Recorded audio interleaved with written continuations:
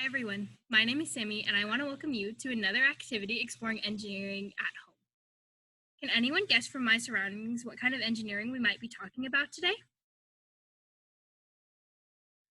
Today we're going to be talking about environmental engineering. Environmental engineering is problem solving focused on improving our way of life through waste management and finding new ways to provide clean water and air to all parts of the world. Some projects an environmental engineer would work on would be how to reuse and reduce waste materials such as food scraps or plastics, how to build better water filters, and how to decrease air pollutants from machines like cars or factories. As a quick intro to today's activity, we're going to be talking about a few important terms. First is the environment. The environment is the area that plants and animals live in. The Earth is one giant environment, but within the Earth, there are smaller environments such as the oceans or the mountains. Your garden or backyard is going to be your environment for today's activity.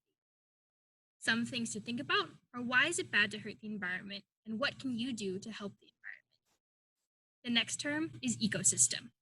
The ecosystem are the plants and animals that live in your environment. For example, if you were looking at the ocean, the ecosystem would be made up of seaweed and all of the fish and animals that live in the ocean. In this activity, your ecosystem are going to be bees. The next term is ecology. Ecology is the study of ecosystems and the environment.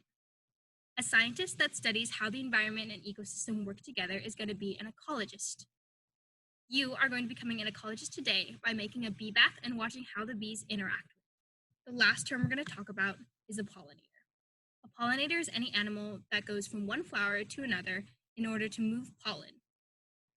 An example of pollinator are the bees because bees move from flower to flower and use the pollen to help create and grow more flowers. By creating the bee bath, you're giving the bees more room to interact with each other and transfer pollen, which will help grow more plants. Something to think about is without pollination, what would happen to our plants and what would happen to our ecosystem?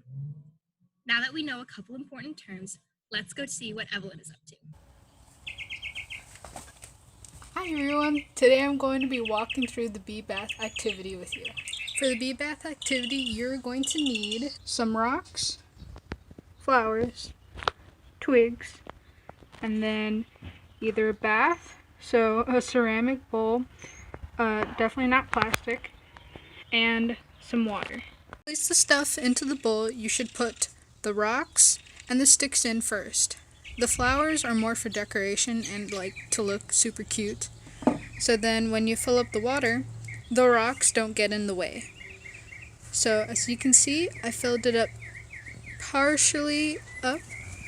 And then when you're done with your bath, you can take it and put it into the bee's ecosystem. In my area, this would be near the flowers. And you're done.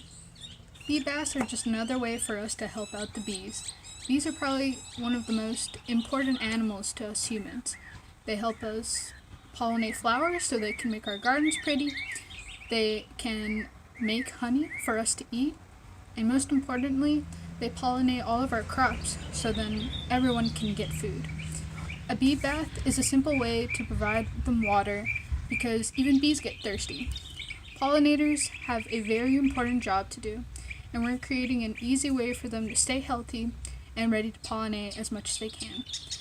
If you look through our extra links, you can find more about environmental engineering and how they help out our planet. Bye. See you next week.